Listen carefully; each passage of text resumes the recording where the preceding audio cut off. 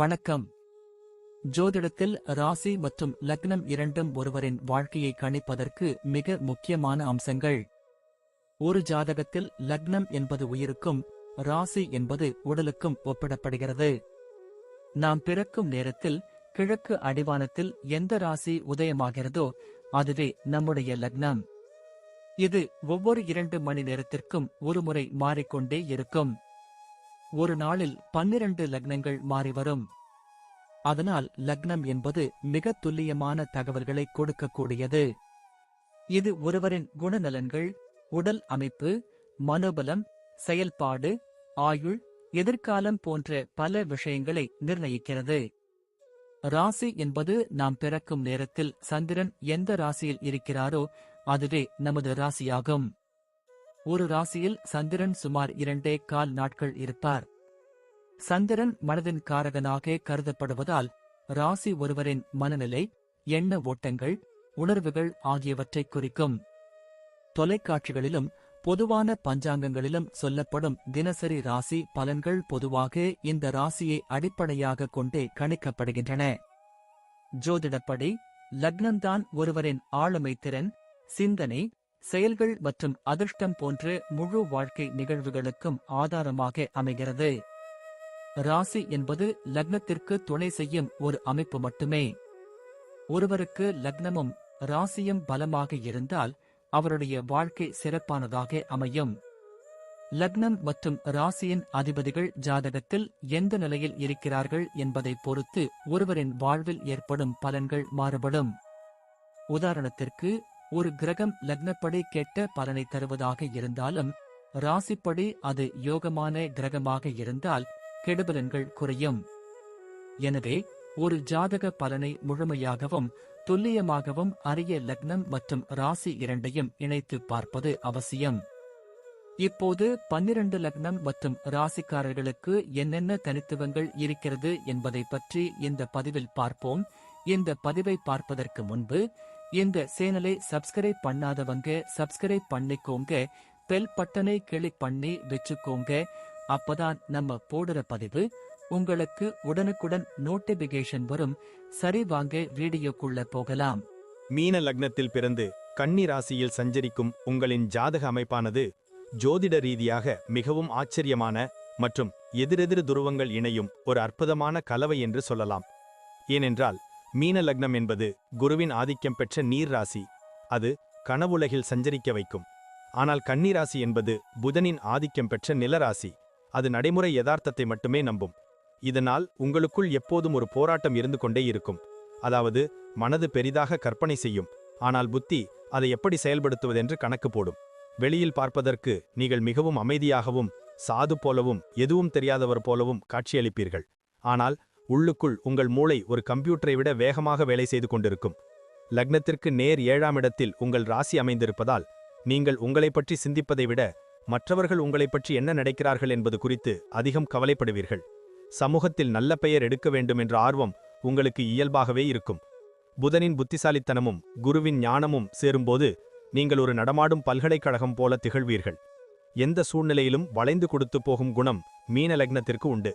ஆனால் கன்னிராசி இருப்பதால் கொள்கையில் உறுதியாக இருப்பீர்கள். குடும்ப வாழ்க்கை என்று வரும்போது மீன லக்னத்திற்கு 7ஆம் இடமே கன்னி ராசியாக அமைவதால் உங்கள் வாழ்க்கையில் திருமணம் மற்றும் வாழ்க்கை துணைக்கு மிக முக்கிய பங்கு உண்டு. சொல்லப்போனால் திருமணத்திற்கு பிறகுதான் பலருக்கு வாழ்க்கையில் பெரிய திருப்புமுனையே ஏற்படும். உங்கள் வாழ்க்கை துணை மிகவும் புத்திசாலியாகவும் விவரம் தெரிந்தவராகவும் வீட்டை நிர்வாகம் செய்வதில் கெட்டிக்காரராகவும் இருப்பார். நீங்கள் சற்று மெத்தனமாக இருந்தாலும் உங்கள் துணைவர் உங்களை சுறுசுறுப்பாக இயங்க வைப்பார். குடும்பத்தில் உள்ளவர்களிடம் நீங்கள் அதிக பாசம் வைத்திருப்பீர்கள். ஆனால் கன்னி ராசியின் இயல்புப்படி வீட்டில் உள்ள குறைகளை துருவி துருவி ஆராய்ந்து குறை சொல்லிக் கொண்டே இருப்பீர்கள். இது குடும்பத்தில் உள்ளவர்களுக்கு சற்று எரிச்சலை தரலாம். ஆனால் உங்கள் நோக்கம் குடும்பம் நன்றாக இருக்க வேண்டும் என்பதுதான். தாயார் வழி உறவுகளால் நன்மைகள் உண்டாகும். 4ஆம் அதிபதி புதனே ஆவதால் தாய் மிகவும் அறிவுபூர்வமானவராக இருப்பார். தந்தையிடம் சற்று கண்டிப்பு இருக்கலாம். கூட்டு குடும்பத்தை விட தனி குடுத்தனத்தில் உங்களுக்கு நிம்மதி அதிகம் கிடைக்க வாய்ப்புள்ளது. உறவினர்கள் உங்களின் ஆலோசனையை கேட்டு நடப்பார்கள். தொழில் மற்றும் வியாபாரம் என்று எடுத்துக்கொண்டால் உங்களுக்கு இது ஒரு பொற்காலம் என்றே சொல்லலாம். ஏனென்றால் மீன லக்னத்திற்கு 10ஆம் அதிபதி குருவாகவும் 7ஆம் அதிபதி வியாபாரஸ்தானம் புதனாகவும் வருகிறார்கள். இந்த 2 கிரகங்களும் வலுவாக இருந்தால் நீங்கள் வியாபாரத்தில் கொடிகட்டி பறப்பீர்கள். குறிப்பாக ஆசிரியர் பணி, ஜோதிடம், வழக்கறிஞர், தணிக்கையாளர், வங்கித்துறை, பதிப்பகம், நூல் விற்பனை அல்லது கமிஷன் ஏஜென்சி போன்ற துறைகளில் உங்களுக்கு அபரிமிதமான வெற்றி கிடைக்கும். வியாபாரத்தில் வாடிக்கையாளர்களின் மனநிலையை அறிந்து செயல்படுவதில் உங்களுக்கு நிகர் நீங்களே. மீன லக்னத்தின் கற்பனை வளம் இருப்பதால் கலைத்துறை, சினிமா அல்லது எழுத்துத் துறையிலும் சிலர் சாதிக்க வாய்ப்புள்ளது. கூட்டாளிகளுடன் சேர்ந்து தொழில் செய்வது உங்களுக்கு மிகவும் ராசியான ஒன்று.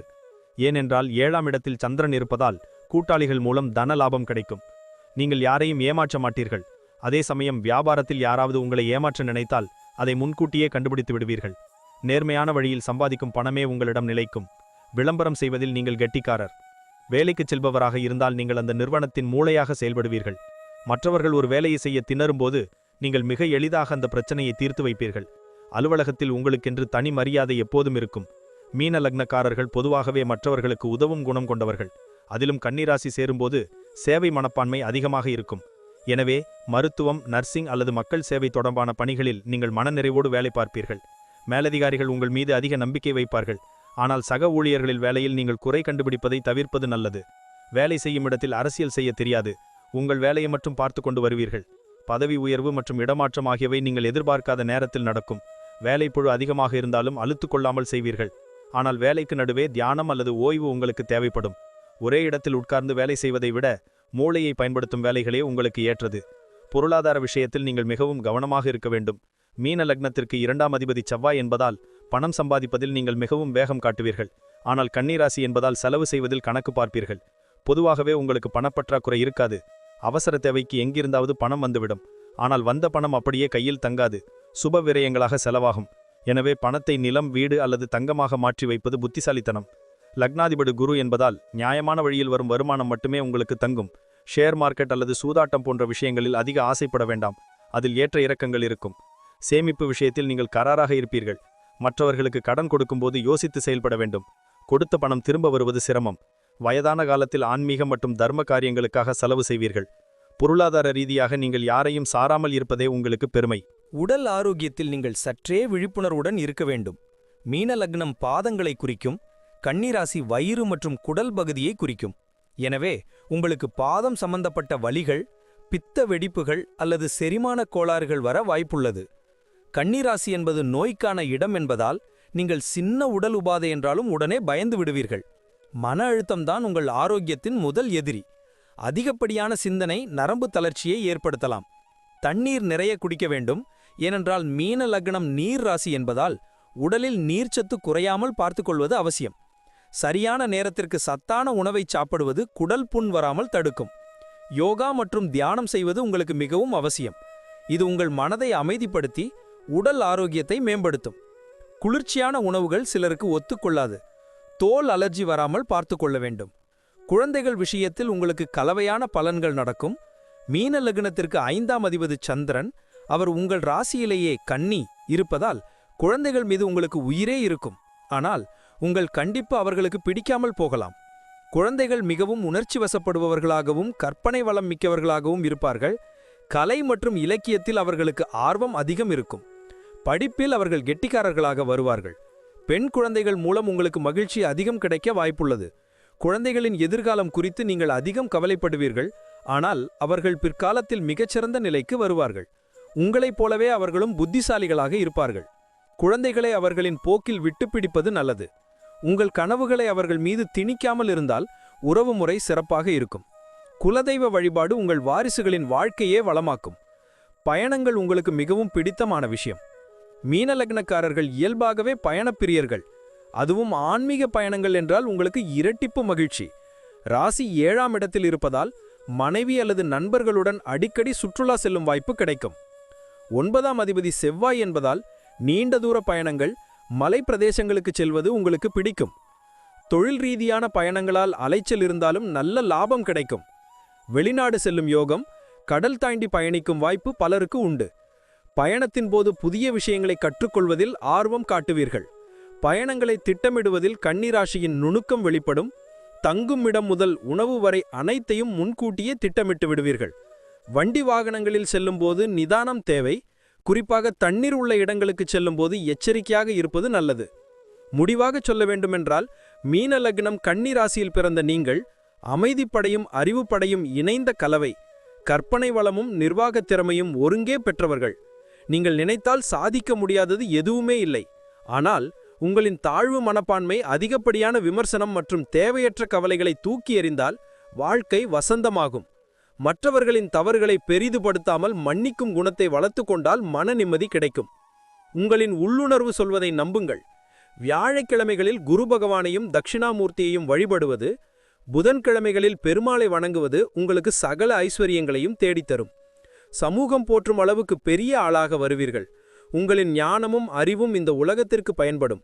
நம்பிக்கையோடு செயல்படுங்கள். வெற்றி உங்கள் காலடியில். நன்றி. இப்ப நான் சொன்ன அனைத்து விஷயங்களும் பொது பலன் மட்டுமே. உங்களுடைய சுய ஜாதக அடிப்படையில் சில விஷயங்கள் மாறுபட்டு நடப்பதற்கு வாய்ப்புகள் உண்டு. இருந்தாலும் பெரும்பாலான விஷயங்கள் நான் கூறியபடியே உங்க வாழ்க்கையில் நடைபெறும்.